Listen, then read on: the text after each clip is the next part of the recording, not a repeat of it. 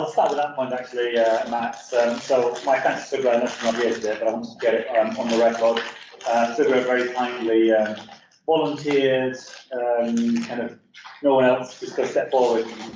So Sugra chaired the meeting in my absence on the 24th of May. And I have to say, Sugra's been a fantastic colleague and member of the Qualification Safety Academy, always really engaged in the discussion and the debate, and very kindly chaired and wrote the summary report.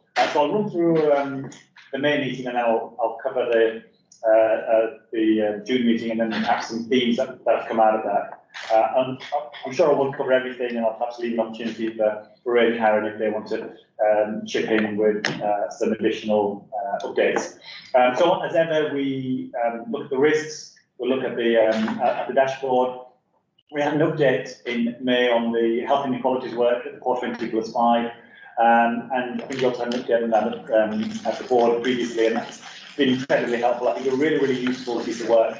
And we did have a discussion around how we could use that cohort in terms of policy and policy improvement, looking at incidents, looking at learning, how does it apply across the trust.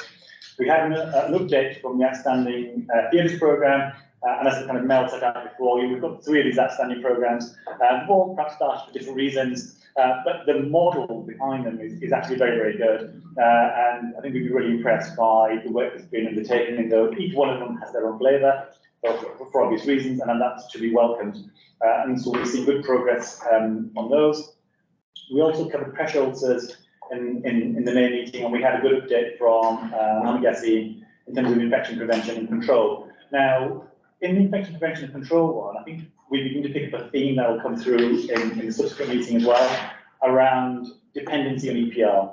Now, in a lot of the quality work, it's perhaps not surprising that people have requirements for EPR, and perhaps sometimes unfairly, I think EPR can solve everything for them. That's not true. But equally, it's also true that in a digital world and in a very large trust, EPR is often going to be an area that is, services are going to be dependent upon. So in Mohammed Yassin's update, there are some challenges around CDID, an update within EPR, and how do we get them in.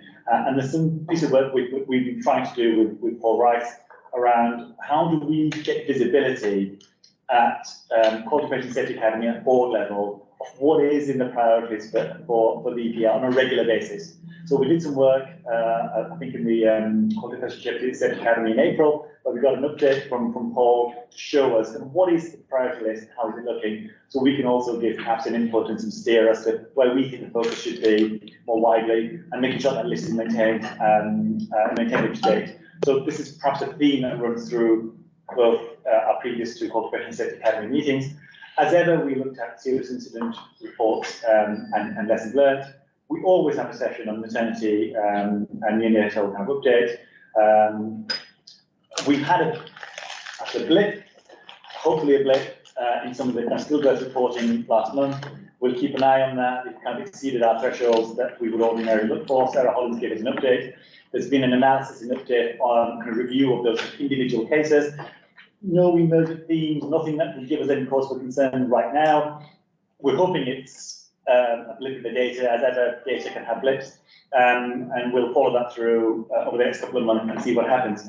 Now, Sugra picked up something in her report, which I think is probably really relevant, is that the meeting is very good, the papers are excellent, and I have to say the papers at our academy meetings have got better and better over. We just learn how to do them better, and the people involved have learned how to write them and present them in a way that's kind of efficient for time and for information.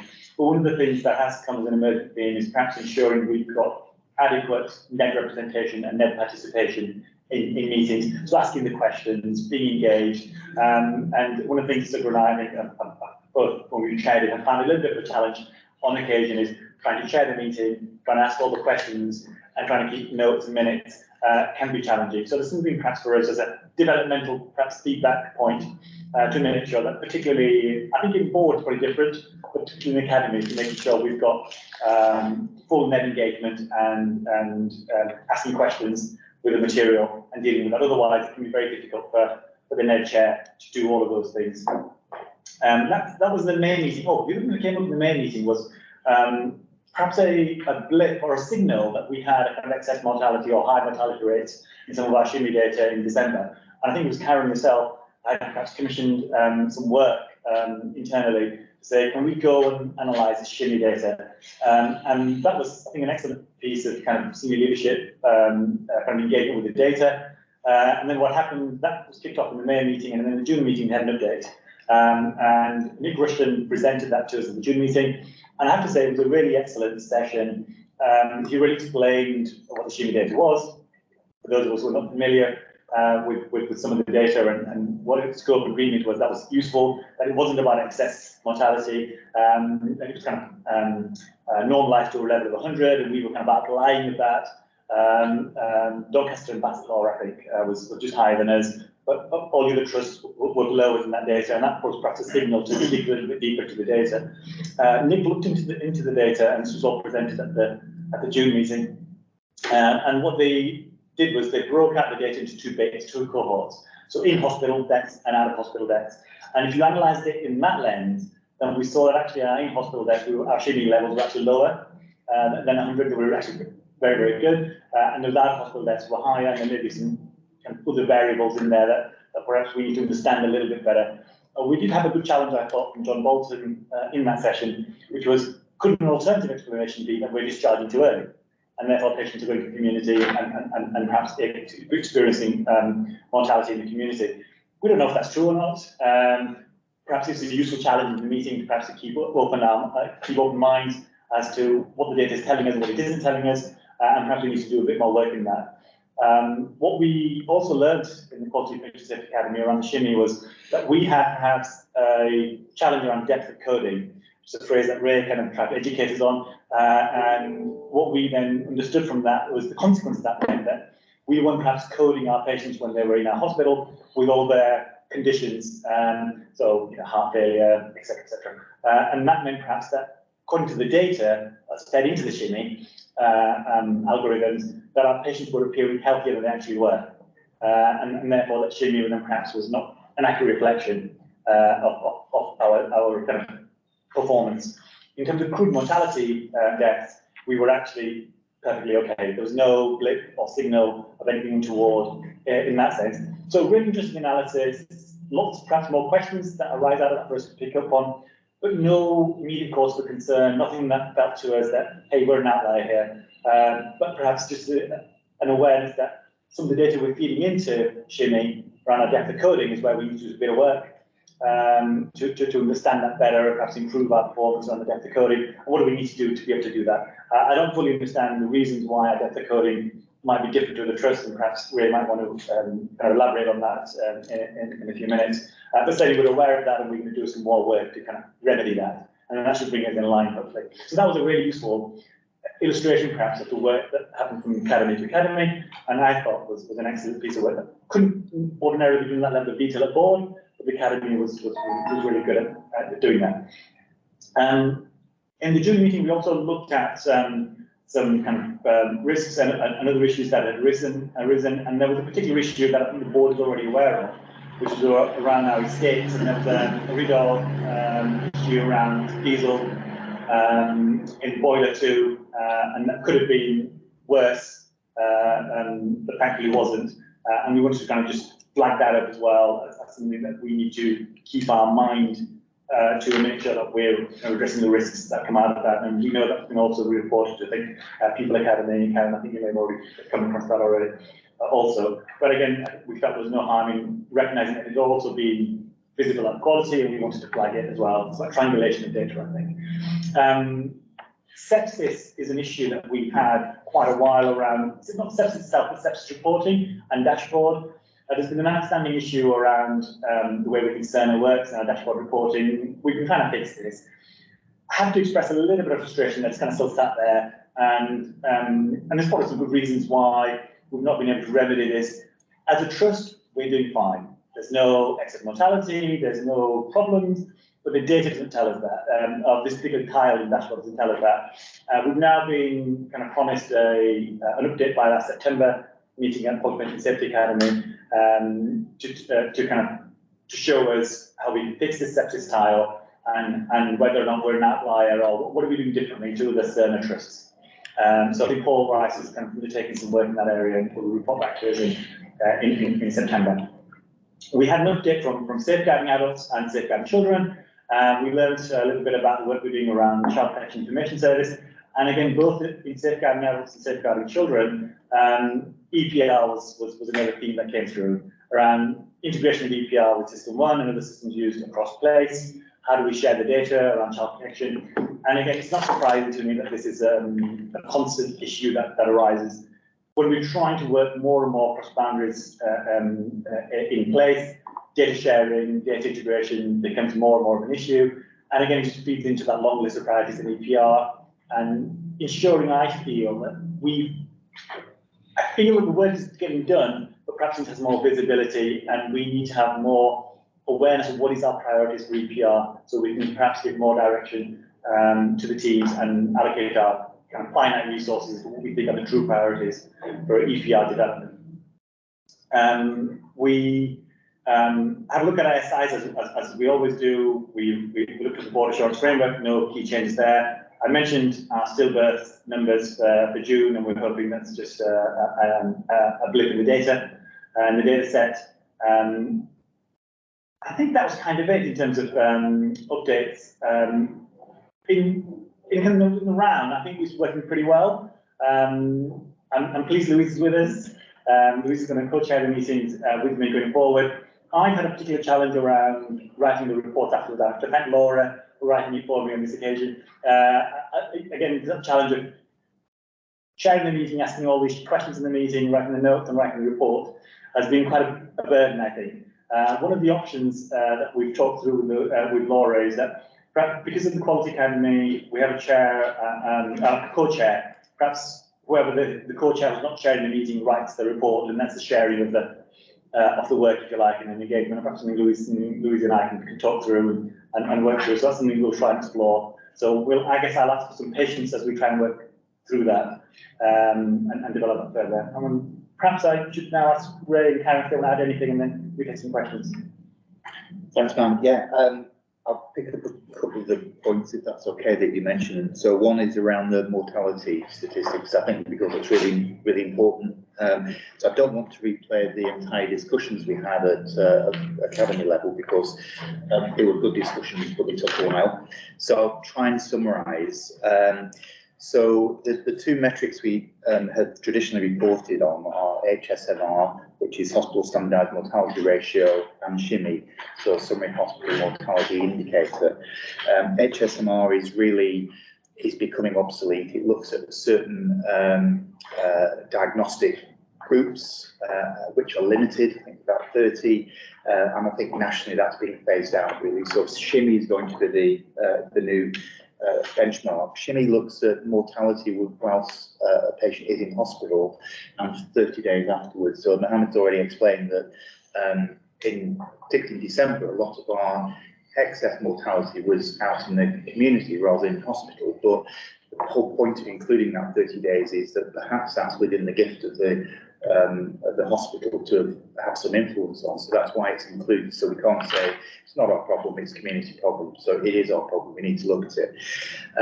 But I think it's really important to understand where SHIMI comes from.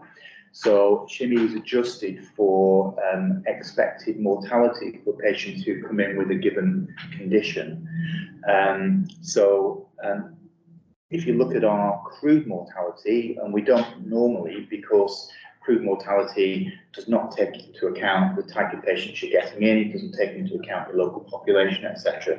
You would expect our crude mortality to be relatively high, because obviously the population that we serve have a high level of comorbidities. So for any given condition, you probably would expect a slightly higher risk of mortality. In fact, our crude mortality is fifth best in the country for acute trusts. So, fifth in the whole country. And that does not sit with the level of our SHIMI. So you have to think, well, why are the two things different? So I think the first thing to say is that SHIMI is actually within expected limits. If you look at a funnel plot, we're not an outlier, so it's higher than it was, but we're not a statistical outlier, so it does lie still within expected limits. So our crude mortality is lower, but our shimmy is higher. And if you look at a really granular level at some of the causes of death, there's all sorts of daft things in there, I have to say. So, for example, we're an extreme outlier of people dying from tiredness and lethargy. Now, you don't die from tiredness and lethargy. We're an outlier for dying of abdominal pain. Again, you don't die of abdominal pain. It's a symptom, it's not called a death. So, and that takes us to, well, why? What's the statistical problem? And it does come down to our coding. So I think there are 19 lines of coding that you can use. Coding was important when we used to go under payment by results, because that influenced, you know, what we could charge and what income we might get for treating a particular condition. That imperative's gone away now, of course, under an aligned incentive contract. So I suppose it's probably fair to say we've taken our eye off the ball around coding, because the pressure and the imperative to do it is not what it was, but it is still important, and Shimmy has outlined why it's important. Our average depth of coding, I think, is something like 3.8 lines, which is around about half of an average level of coding, and trusts to do it well, getting to double figures of coding, 12, 13, 14 lines of coding. So we need to do a lot of work on our coding. So I think, just to sum up, the Shimmy reflects the depth of our coding, not that we are experiencing a higher number of deaths than we expect. And I think the other thing to point out is that even if the Shimmy was high, Shimmy does never indicate avoidable deaths. All it indicates is you've got a higher number of deaths than expected. And that prompts you then to say, okay, why have we? And then you have to look at patient level data to understand were any of these deaths avoidable. We've got fantastic processes through our medical examiner group. You know, 100% of our deaths in the hospital are scrutinised by the medical examiner's team, and that's been the case for almost the last 2 years now, not one that's been missed. So we've got fantastic systems to look at any patient who dies under our care. Can we learn something? Was that avoidable?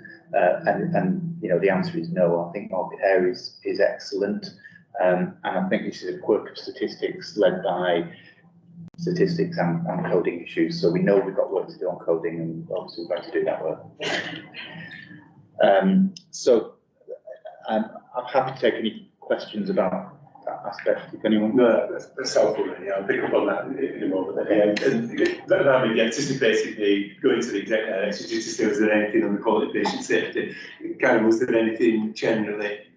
A couple of things are on the agenda anyway, so I'll pick things up via that, and that's okay. Yeah, that's helpful. Thank you. Yeah, Mel, please. Thanks, Chair. Just a question to Ray about. Okay, so if it is the coding that seems to be driving this, then, and for all the reasons you articulated, it can expect that concentration and forensic way that we used to code may have diminished somewhat. I'm not aware that we've necessarily disinvested in that as a function. So, what's the plan? Yeah, so our learning from death team are particularly talking. So Nick Dodds, I think, as sort of one of the leaders in coding. I'm not sure what exact job title is, but he seems to be the leader for coding. So Mike McCoo, Nick Rushton are engaging closely with Nick to look at actually. There's been changes in staff and personnel. Some of the good people that we have left for various reasons during the pandemic. Yeah. So there's been changes in personnel. There hasn't, as you say, been an active decision to de-escalate our coding processes. I think it's just slipped a bit. Yeah. So we need to just pick up why. So there's active discussions going on with the coding team as to what we can do about that. Thank you. Thanks, Mel. Thanks, Ray. Yeah, and I wish to commend from the chair the work of the Quality Patient Safety Academy on mortality index. In particular, I was influenced by your point about taking a wider perspective, trying to understand community deaths as well, and see where they may be relevant towards. And of course, we should do that. So we only look here. We touched on that as well with the plus 30 days that we've got the sheet. Yeah, thank you very much. Matthew, please. Yeah. Just in terms of the death recording, historically, pre-pandemic, we benchmarked, I think, around about 5 from comorbidities. And when we were in the pack, that's why I think it's like with the whole pack. from an income perspective, I appreciate from the cumulative law, it's not as vital, but we could well look into the PBR regime with the electric work and we want to do comparisons and reconcile with what it would have been under the PBR. So just to reinforce that, I think, but the importance of it. Absolutely, and it's important we have to understand what we're doing, the work that we're doing, because it helps with planning and everything else. So it's not just about It helps money. when we're doing our personal costing information and when we're submitting our national costing returns, it's truly reflecting on the complexity of the work that we do if we get the coding out. Yeah, absolutely. Thank you. Thanks, Matthew. This is time well spent on mortality and understanding mortality. The development, as you said, the medical examiner role is a good here to be strong as a good people in that. So thank you. Thanks, everybody. Just one thing I would add, a slight aside, but it links to the EPR point. So much of what we do is going to be contingent upon our technology and our EPR. And I know Paul can't be with us here today, but it would be really helpful, I think, to ensure that we've got deputies to kind of hear and contribute to the discussion and be part of that. I think in the past we have had, and I suspect it's probably to do with a lack of, vacancies and filling gaps. But once we've done that, it would be great if we could always have a deputy from that kind of information data side contributing and listening in to these discussions. I think it's really important for us to do. Do you mean at board or? At board, yeah. So if Paul can't be here, it'd be really good to have a deputy from that function to contribute and to listen to So crucial to the everyday business. Well, Well, the good news is Paul's deputy starts on the 1st of August. So would you maybe have a word with Paul about the idea of how important we consider digital developments? Yeah, thank you. Thanks. Yeah, thanks, Mohammed.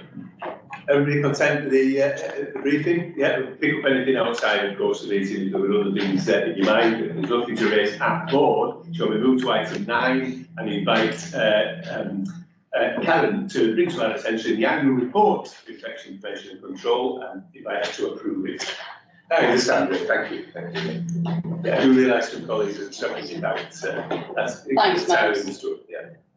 So there is a slide pack and there is a report available. The report has already been to QPSA and Mohammed did a very good job of presenting the highlights of it, so thank you. What you'll see in the slide pack is some bigger versions of the graphs that are included within the report, and this shows all the things that we routinely monitor and report against, some of which of those things have targets set against them as well. Now, it's always puzzled me why we have a target, because that almost feels like it's something you should aim for, doesn't it, when actually to come in below it is the best thing. But also to remember with things like MRSA, you're dealing with very small numbers, so actually when you've got anything less than 6 really, it's very difficult to target the targets too, because you will always get data anomalies and things that creep in the year. Also included within the pack, and again it's bigger in the slide pack, is a comparison with other trusts in how we're doing against our ITC measures. And as you can see, we're the thick black line on the trust, the lower on the graph, the lower down the graph you are, the better, and we're down in the bottom quarter.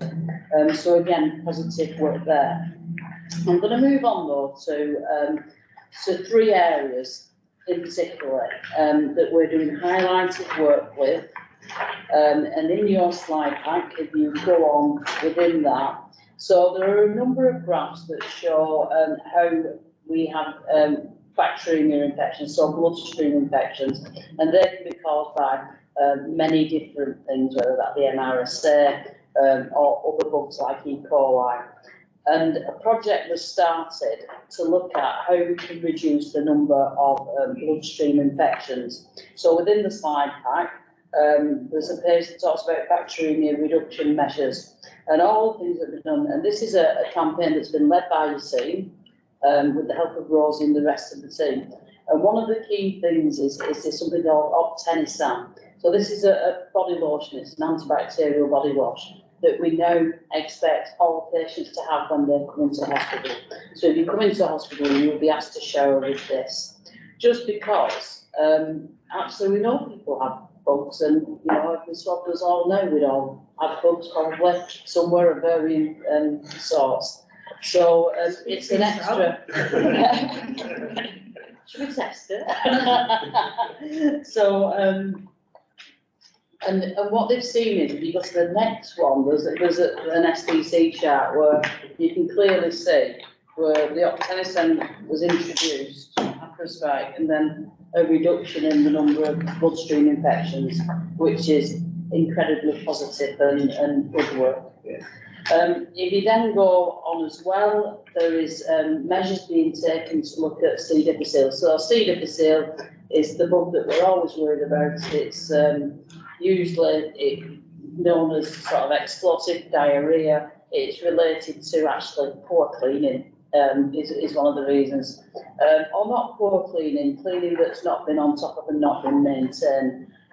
Some may remember around about 10 years ago, there was huge outbreaks of C. difficile in many hospitals, and there was a programme of wall washing and fencing and cleaning that was done, which actually dropped C. difficile rates across the country more or less straight away. So we monitor C. difficile really closely. The other thing about cleanliness is it's about antibiotics and how they're prescribed, because these are bugs that can, you know, live quite happily in your guts, and then you get antibiotics or you get some other drugs, and it can make them become an issue. And if you're elderly and vulnerable and you end up with a C. difficile infection, it can be life-threatening.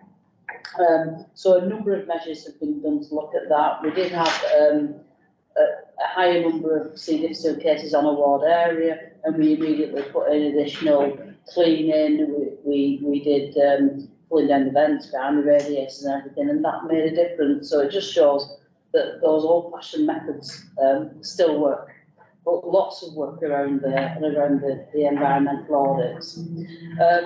Next is just a note to COVID, because it was last year. So, you know, if you remember last summer, we were probably still had quite a few COVID patients around. The board assurance framework that we brought in at the start of COVID for infection control is still valid. So even though it was heavily related to how we would fight COVID infections, actually the 10 principles within that are around the IPC standards are still valid, and we still continue to update that document, and that will form our annual plan as well. Just want to touch on some of the other IPC initiatives. So Mohammed is actually, I'm saying he's new in post in September last year, so you know it's coming up for a year in post now. But he brings with him a certain quirkiness, and he thinks that learning should be fun. So there's some pictures within when we had hand hygiene week. He came up with instead of being caught red-handed, Max. You know, caught clean-handed, and he went around issuing people with little certificates for if they've been caught clean-handed or not. And he has big, it's IPC week in October, and he's got big plans for that involve people dressing up as bugs and having the prize for the best bug. So I'm warning you now. So whatever works to get the messages out. Yeah. So overall, a very positive IPC report. My thanks to Mohammed, my thanks to Claire, who was part of the year as well, and to the IPC team who worked extremely hard, not just with this, but in the background, making sure that the patients flow through the organisation, because they're an integral part of the command centre as well, making sure that we can get patients in the right time at the right place. Yeah. That's great stuff, Karen. Thanks very much indeed. So let's just check whether there's any questions arising from this briefing report. And although the paper obviously was initially produced for Quality Academy, so thank you to the Academy for looking at that and approving it. But can I ask that, I think, Karen, we probably want the recommendation to read that the board notes the risk identified and approves further actions and mitigations as detailed. Yes, it's a board matter, isn't it? So, board colleagues, director colleagues will be asked to endorse it and approve those actions and mitigations as detailed. It's obviously a fairly positive story that Karen's been able to brief us on, yeah? Happy to do that? Thank you, everybody. That's great. Thanks a lot. So we move to item 10 then and get into our standing work on maternity and neonatal. Is Sarah joining us today? I've just had a message through, she thought she'd be able to dial in, and I don't think she's got a dial-in option. So if you wish, Chair, if I could take the CQC report first. Yeah. And then get a dial-in, an invite through to Sarah and she'll join. Yeah, good way to do it, yeah. Yeah. Because I was going to suggest that we might be able to, depending on your analysis, Kevin, be fairly succinct on the actual report. So on item 10, on the basis that 11 might just take a little more pause and think about the CQC action plan. Yeah, it would be handy to have Sarah for both, but I can talk through a lot of the CQC if you wish. So shall we move to item 11 now? Yeah. And somebody I'll just message Sarah and say invite is on its way. Thank you very much. Yeah. I can see Katie and Laura on that as well, so thanks.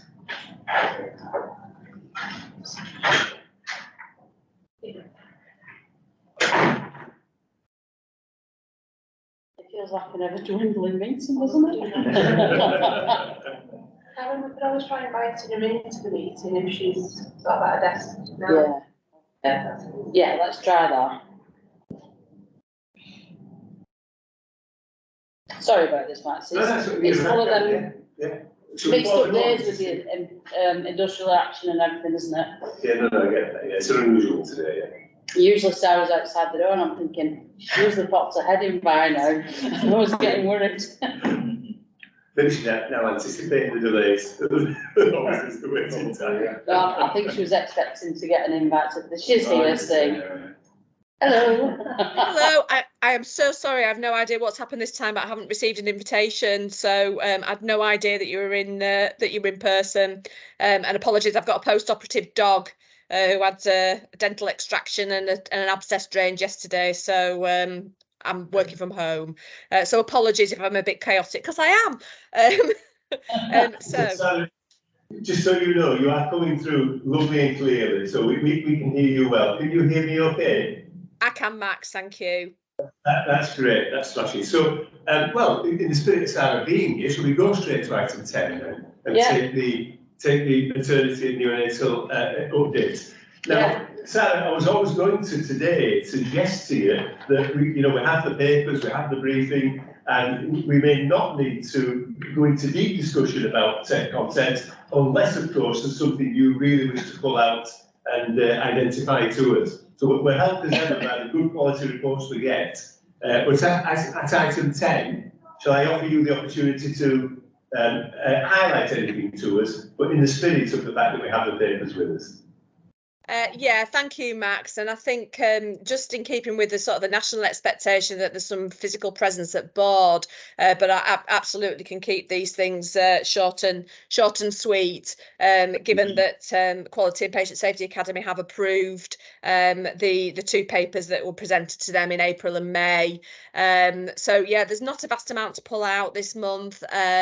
Just essentially that there are a couple of items that that need that sign-off element because they're linked to the maternity incentive scheme. So the Attain and the TCU quarterly report was presented, but there were no there was no challenge or anything controversial with that. Equally, for the May paper, there was actually nothing for the maternity incentive scheme at all. The appendices around sort of the stillbirths and the HSIB reports, again, they were presented in detail, including the learning. And I think the only other thing that was to note, and I think you may have received as a separate paper, was around the final CQC maternity inspection report. And I'm just conscious that as board, we've not sort of discussed that in great detail. We obviously did a painstaking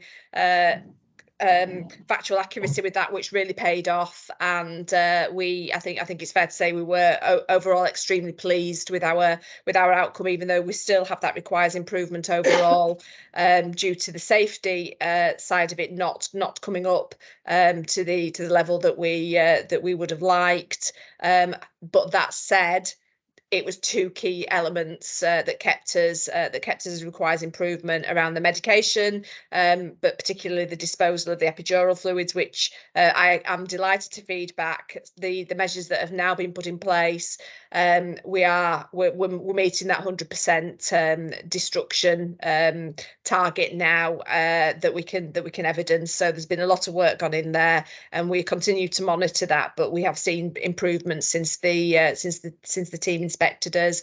And then the other element was about the staffing for the maternity assessment centre from a medical perspective. So we're working on what we need to do there as far as solutions are concerned.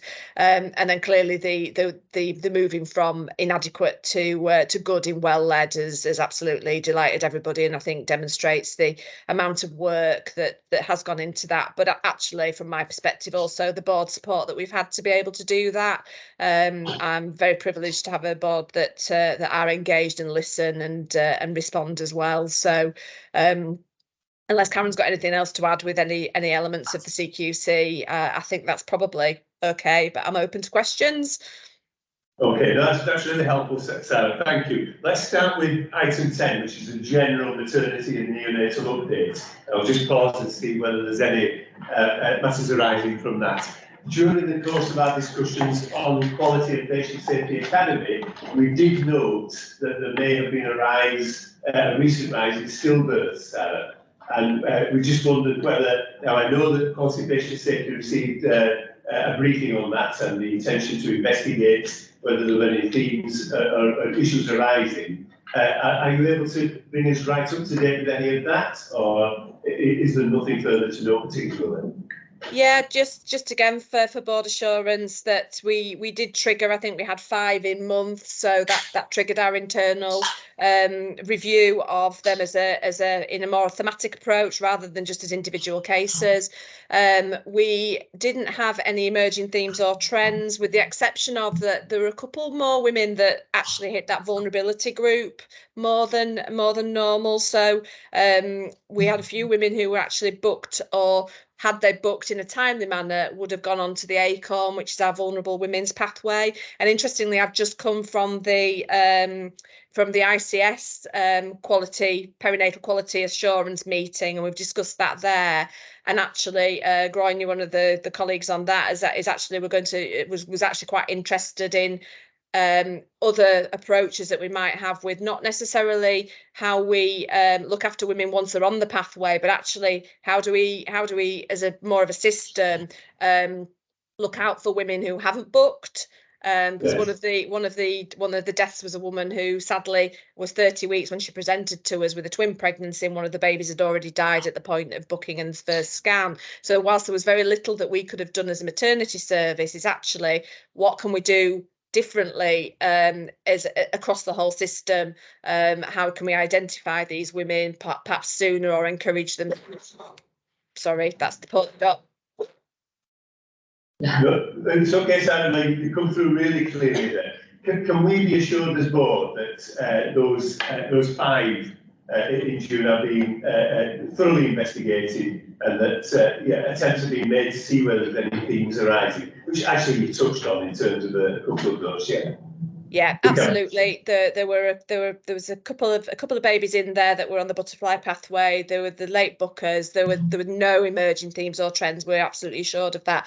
The other thing to note is that we have brought it to the attention of Quality and Patient Safety Academy. We also noted a spike in neonatal deaths. So Katrina Firth, our neonatal consultant, who leads as our safety champion, has looked at that. She's been really proactive, and I think that's really worth taking note of. That I think that neonates have actually started to, that they've learned from some of the issues that we've had in maternity, and the way they're reviewing their incidents and their deaths now is very much akin to what we do in maternity. So Katrina was very much on the ball. She's looked at those deaths. She's assured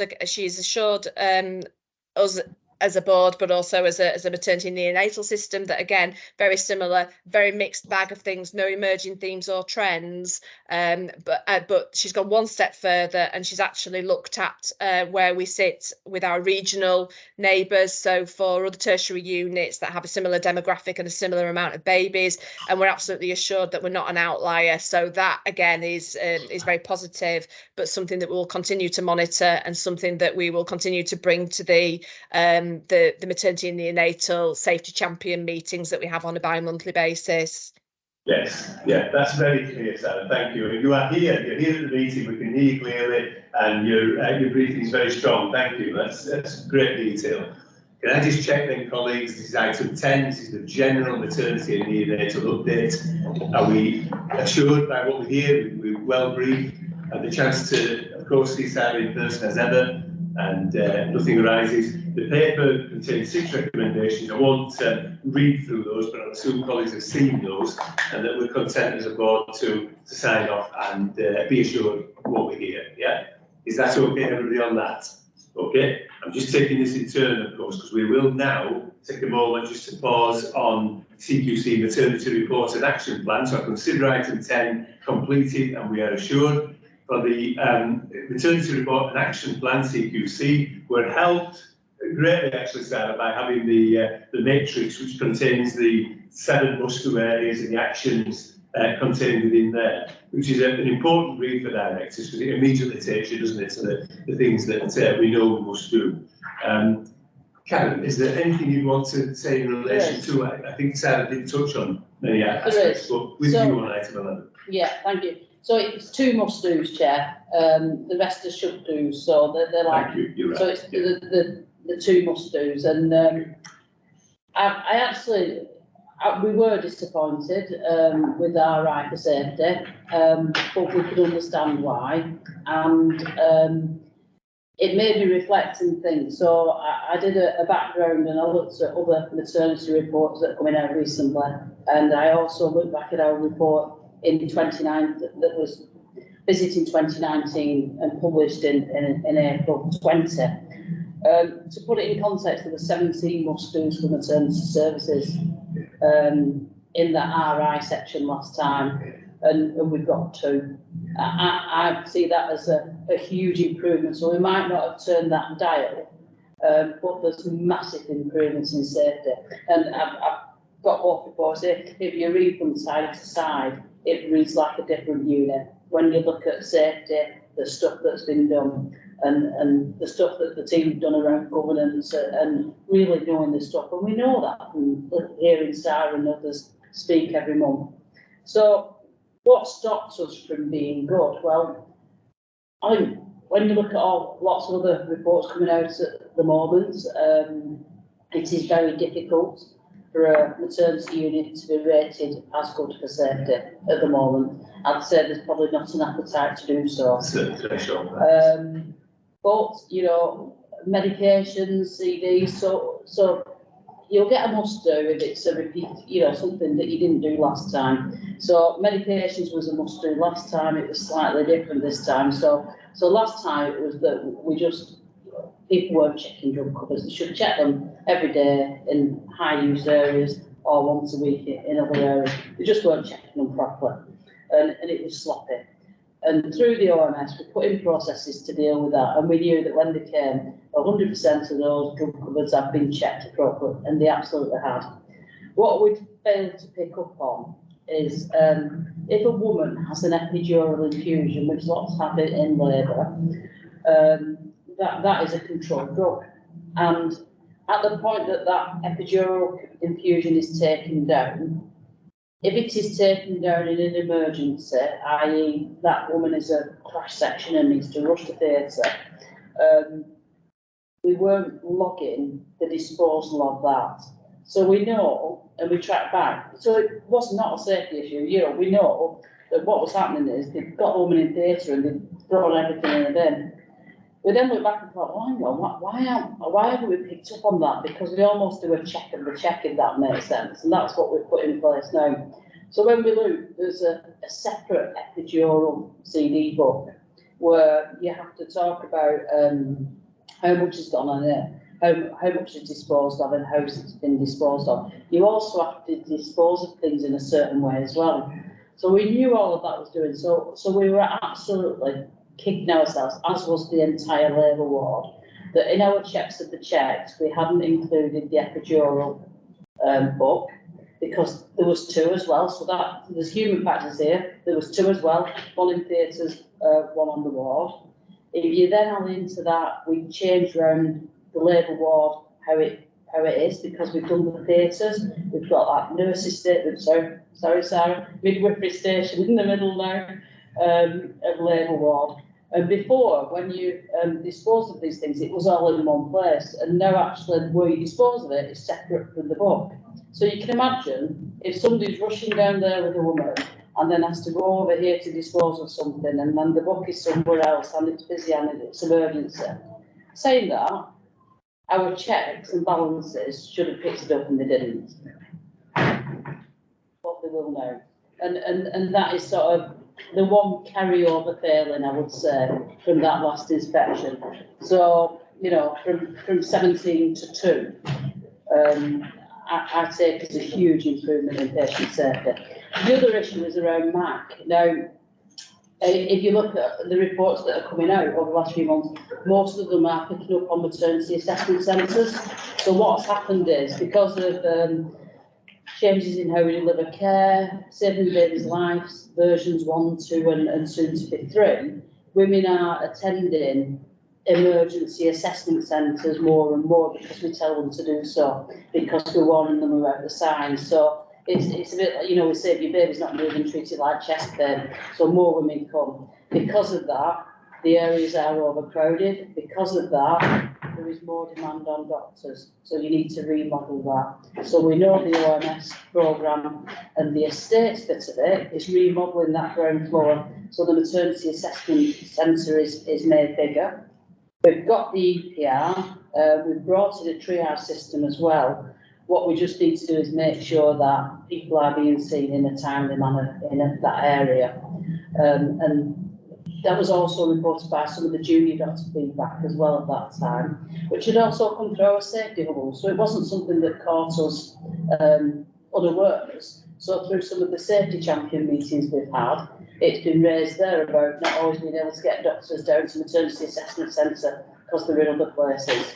So I think that second recommendation is a recognition of how busy and how different the unit has changed. I just want to point out on, you always focus on the negatives, don't you? The positives, which is, you know, to move something from inadequate to good in well-led in maternity services at this time is outstanding, and great thanks to Sarah and the team, but also thanks to everybody around this board table, because we've allowed it to happen by creating the environment to get it right. There you go, so thank you. That's really helpful, Karen. Chief Nurse, we're working well together. My one note I'd made was 3 years of an outstanding maternity programme. Yeah. We still haven't moved from requires improvement the safety. I'm certainly not pointing fingers about that, but it's incumbent on me to ask the question whether there's hurdles. And you've briefed really well on that. I thought, giving some of the examples, missed a couple of bits and other things where, hang on, there were 17 more schools, we're on 2 now. So there's been huge strides, I can get that. And thank you, I'm glad you anticipated the key point there about that. And I get it, it's frustrating for the team. There's a lot of clear in the track. Thank you. Guys, any questions on the CQC issue? So we know what the improvement plan is. Really good briefing from Sarah and from Cabinet Chief Nurse. Anything further we want to think about with this? Are we content to? John, do you have the perspective as Karen's covered it, I'm just occasional plans. Yeah, okay, thank you. Colleagues, content? Yeah, Sarah, was there anything else you would have wished to say, or are you happy that what we've heard at board is sufficient for us to be assured? No, I don't think there's anything on that, Max, but if I could just throw a really quick thank you to Estates and Facilities and everybody involved in last week's Royal Visit. It was just, I know it's a bit of an aside, but we had a really great day. The unit looked spectacular, and I fully appreciate the amount of work and effort that went in from everybody to try and get us looking ship shape, and it really did. It was, we looked like a jewel in the crown. So thank you to Mark and his team, and Karen Snape, and everybody that was involved. Thank you, thanks Anna. Thank you from us as directors to you for the efforts that you and your team are putting in. They're quite clear, and I share the frustration that Karen articulated about the safety matter. But I'm clear now as to what needs to be done and how much progress there has been. So thank you, thanks Anna. Everybody content? Yeah. Okay, we'll close that note. Thanks Anna. Thank you again. Thank you very much. See you later. Cheers. Thank you. Bye. Okay. Thanks everyone. It's important that we do spend that time, of course, on maternity, and the papers were superbly put together. My suggestion would be, can we take 12 and 13 and then we'll take a break? That's in the spirit of trying to make sure that people, it doesn't feel a rushed item, as important it isn't. But of course, anybody needs to get up, stretch legs and do anything else, have the permission without asking to do that. Joe Hilton's in the same meeting as Sajjan. I've wrote it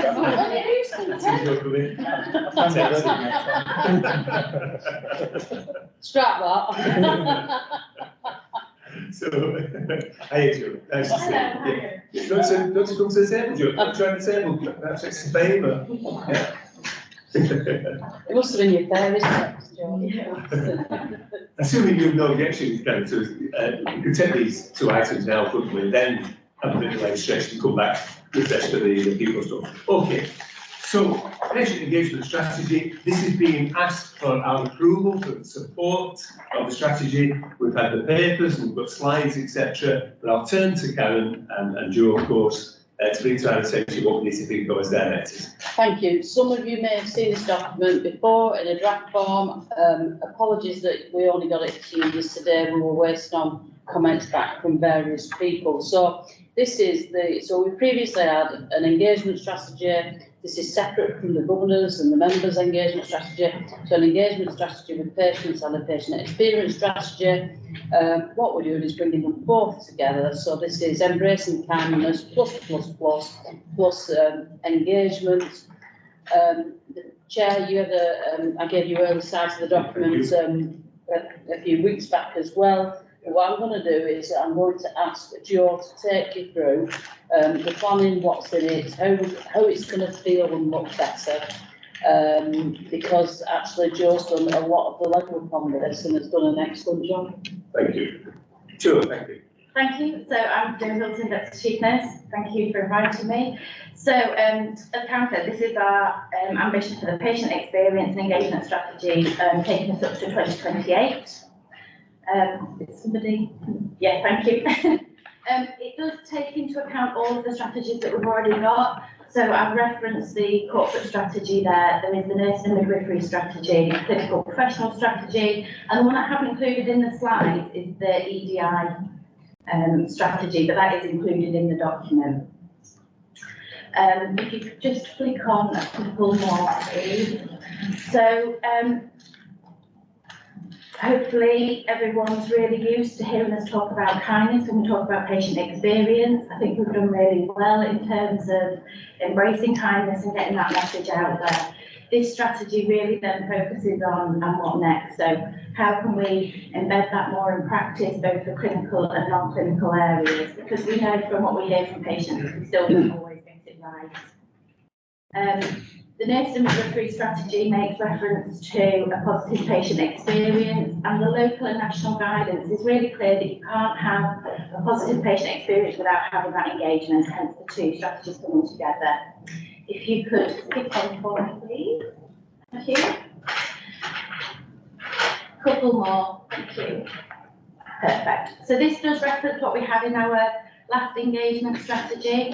I think as part of the work that I've undertaken in developing this next phase, There are some really good pockets of practice across the organisation. We've seen that with the Maternity Voices Partnership, with some of the condition-specific work that takes place. And we know from documents that one size doesn't fit all, and it's really important to engage with people with specific diseases, but our wider community. So hopefully the document brings all of that together. Next slide, please. So I have referenced the national guidance. This is from 2022, and there's a big focus on co-design and co-production. One of the things that we want to do as part of the strategy is to really make that as simple as we can and easy for our communities, our patients to be involved in that, but also our staff. We know that our staff are really busy, and we need to have simple ways that they can do this, and consider that in the service improvements that they're making. Next slide, please. We have a fantastic West Yorkshire approach. I'm not sure if people have seen this document previously from the West Yorkshire Health and Care Partnership. I've had lots of conversations with them. It's an excellent document. This kind of thing of, well, let's not reinvent what's out there. There's experts already doing this work, so it's how we can make that fit for us as an organisation and feed into that wider piece as well in West Yorkshire. So big thank you to Shaq for his support in developing this document as well. Next slide. So this is the strapline here. So kindness at every step, no decision about you without you.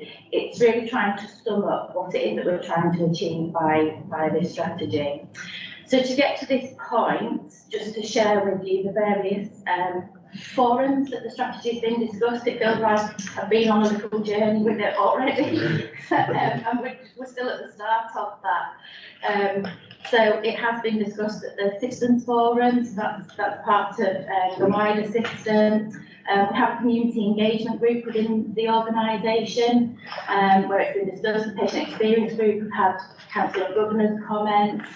We've had individual patient reps that are part of our patient experience group, the documentation review group, that have all contributed. And it's been a really good exercise to hear what people are saying.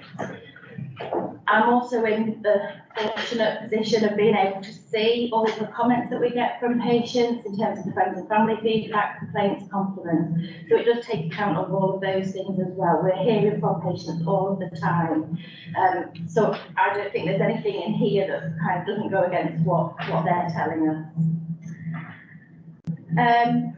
Next slide, please. So we've set out 6 aims. I don't think there's anything in there that would be a surprise to anybody. What we have made sure is that we are really careful about making this accessible to everybody, making sure that we are inclusive and engaging in the wider community. And that's referenced in the language that we've used in here. Should have said as well that this is kind of the final draft here. It's booked in for medical illustrations tomorrow to start doing all of the other bits with it, making it look attractive, and it will be produced in different languages, easy read formats. We want some video, audio content, in conjunction with our community and hearing the formats that they would want it in. So the 6 aims and principles, I won't go through all of the detail, but it's high quality and personalised care, an aim to listen and understand. I think we're very good at listening, and we're always truly understanding what we're being told and making a difference as a result of that. The co-production, that's a really key piece. Again, like I said, we've got pockets that do this very well, but we need to expand that wider. Making changes and sharing the changes. So what we heard loud and clear from the community is they know that we ask the questions and we get feedback from them, but we don't always see back as an organisation then around what we've done with that information. So that would be a key part of this strategy. To develop and use toolkits for engagement, so that's that bit around making it easier for busy staff to engage, and for busy members of the community to get involved. And then co-delivery and our link with how we work with volunteers. I'm recognising as well that our workforce is a big part of our community as well, and hearing from those individuals.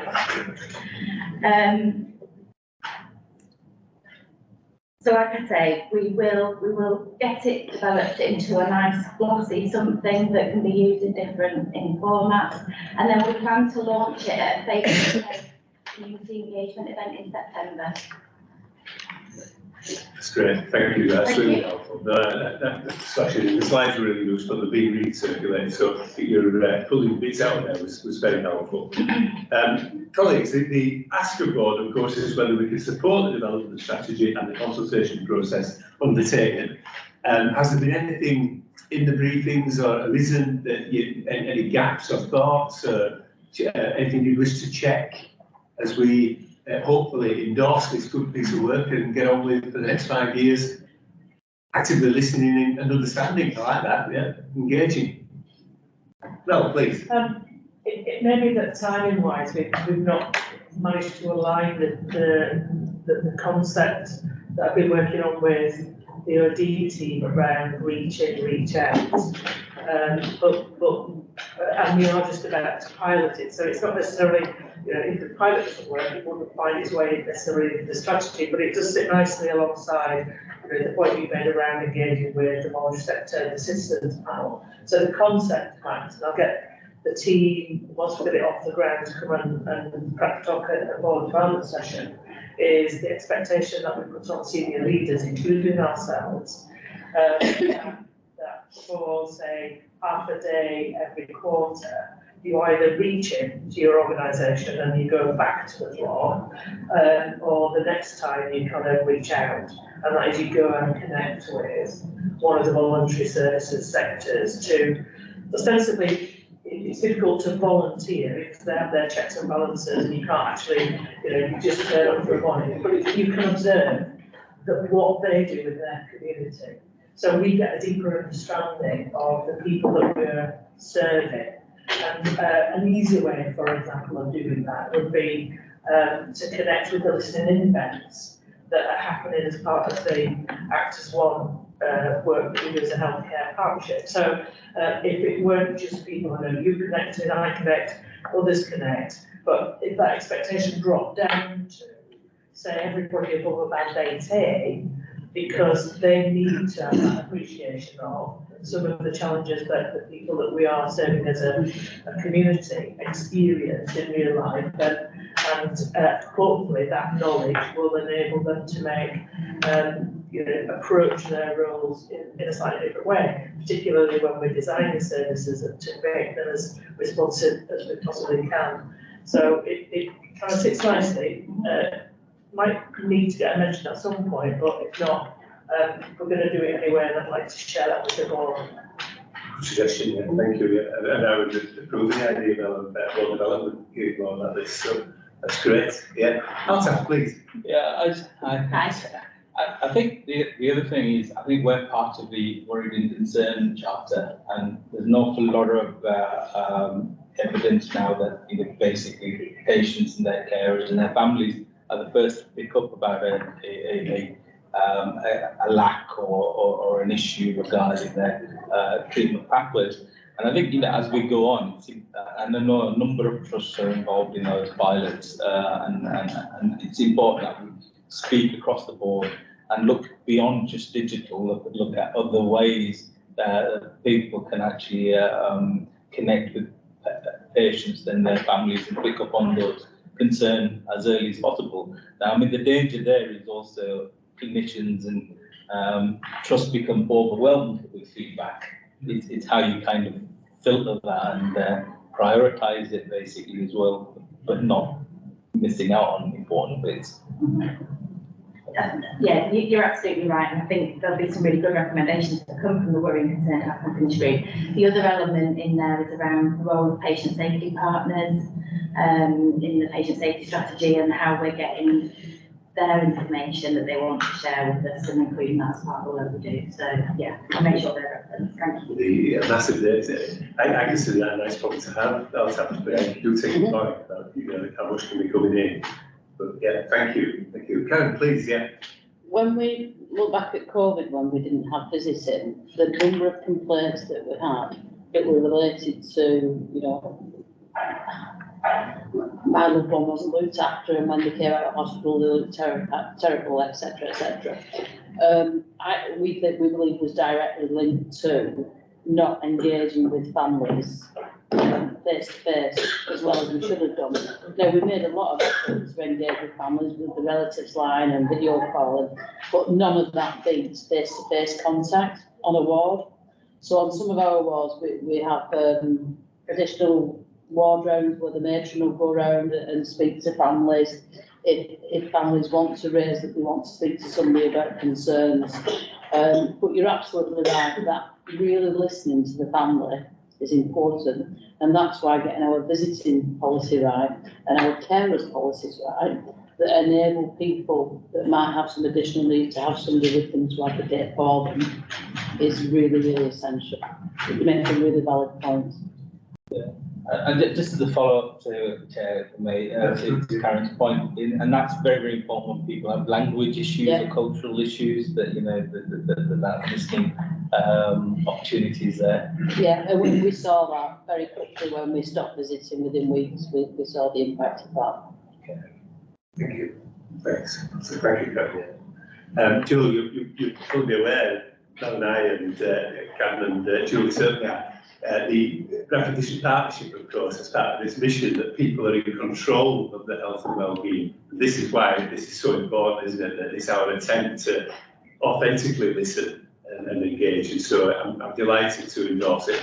Pleased as well to note in the paragraphs about the consideration of culture, ethnicity, language. I hope disability will be part of that. That for me will be a very important aspect in Bradford, which obviously a high cohort of people with disabilities here would want to hear. So it's great, and I think we are all entirely supportive, pleased to see the progress with it, and would welcome actually a session at which we can take a deep dive with the team into the work on this, and that's us learning, Joe. That's not, not intended necessarily as an assurance seeking thing. It's, let's help us make better decisions by understanding what you want to do. Yeah. Please. Thank you, Chair. I think that I would echo that, the kind of the deep dive into it, because for me, kindness is quite nebulous, isn't it? And most people certainly don't intend to be unkind, and it's easy for us to sit around here and be kind. I think when are the situations in which people aren't kind, often when they feel attacked. Last time at the board development, there was, the violence paper. How we help support and train our staff. What is a compassionate response in that kind of a scenario? And I think it was really interesting that Jill in the previous, was it Jill? I think we were saying a duvet day isn't kindness. So there might be ways of helping staff think about what is kindness in this particular environment that can help. Because I guess we have individual ideas about what kindness might be, or when we're super stretched. And anybody who's a parent will understand that. So I'd be really interested in a lot more thinking about that. Actually, you're right. It's a phrase and quality that we've heard more increasingly referred to in our strategies, and it's a nice, gentle challenges. Do we all know what we mean necessarily by kindness, and when it's difficult to display that? So yeah, it's really helpful. Thank you. Karen, please. Yeah. So this builds on our previous strategy, which was embracing kindness. I mean, it's 5th or 6th year now. I've done it twice. We've had kindness in the first one. And within that, we tried to describe exactly what you're saying, and we took it down really simply. So those principles will be brought forward. So it's things like making sure you introduce yourself, smile. It's really simple things to sort of try and describe what a good and a kind experience looks like. Listening, active listening. Going back to somebody when you said you would do. But I understand when people use let's be a kind organisation, it is quite, kindness to you is different to kindness to me. but there is more detail and I'm more than happy to go through it outside. Yeah, thank you, Karen. Perfect, thank you very much, Karen. Great stuff. Joe, we love it. I think there's a full support for the development of the strategy and the consultation process undertaken. Thank you for what you're doing with it, Yvonne. Joe, if you get a few moments, have a look at a couple of items from today's board meeting. The Wendy Firth patient story is really interesting. You may be aware of that already. Yeah. And we had a really good debate on our desire to better understand the demographics of our staff. We're thinking particularly on, Core 20 and deprivation particularly there. But again, you made the point that our staff to be engaged as much as anybody else. And I think you would find the discussion on that interesting. Things taking that forward and hopefully going to improve our data on that so that we know the people, the 6,000 people who work with us. Yeah. So I didn't want to just mention that to you. But you have a full endorsement from the board. Thank you very much for what you're doing. And we look forward to hearing more. Yeah. Thank you very much. Cheers, Joe. Thank you. Thank you for bringing that, Karen. And it clearly receives unanimous support on the board. And so before we take a break and come back to people, shall we ask Ray, we're helped by the reports, of course, Ray, that's been produced, the research activity in the Trust. Anything you want to particularly pull out from that, please? Yeah, thanks, Chair. If that's okay, I'll keep it fairly brief. So this is a regular report, which of course the board's very used to receiving now. This has already been to the Quality and Patient Safety Academy and been looked at there. Of course, the timing of this is sort of reflects as a bit of a summary as well over what's happened over the previous financial year as well. So just a couple of things to pull out, and I think just the extent of the work that's going on within our Institute for Health Research. So 498 research projects currently active at the moment, a huge number of projects which are ongoing. And over the course of the last financial year, almost 13,000 patients recruited in total, which is again a huge number. What I wanted to do is just pull out three things briefly which are important and they're related, and these are things that particularly looking to address health inequalities, which of course is really important to us. First of those is from the Academic Unit for Ageing and Stroke Research. So our elderly department is not just leading in clinical areas, they've also been leaders for quite a while now in the research forum as well. So Andy Clegg, Professor Andy Clegg, who's one of our honorary consultants in care of the elderly here, has just been appointed now as head of that academic unit. So they've just secured a research grant of over £400,000, and this is looking at methods of identifying elderly patients who might be digitally excluded, and how you identify them, how you address those things, because as digital becomes more part of everyday healthcare, there's a real risk to that particular group. So I think that's a good one to note. Also, very recently, actually, and it's not in this paper because it is even more recent than that, they've managed to secure £150,000 worth of funding to purchase and develop a research bus so that you can take research out into the community to involve people who aren't able to come and actually attend the site. So again, I think that's really positive. I think the second of the three I want to highlight is the Act Early work. So Act Early is funded by the UK PRP, which is a Prevention Research Partnership, and this is work in collaboration with Tower Hamlets. So it aims to link areas with high deprivation indices, and particularly areas of high child poverty. And obviously, Tower Hamlets and Bradford sit well together on that.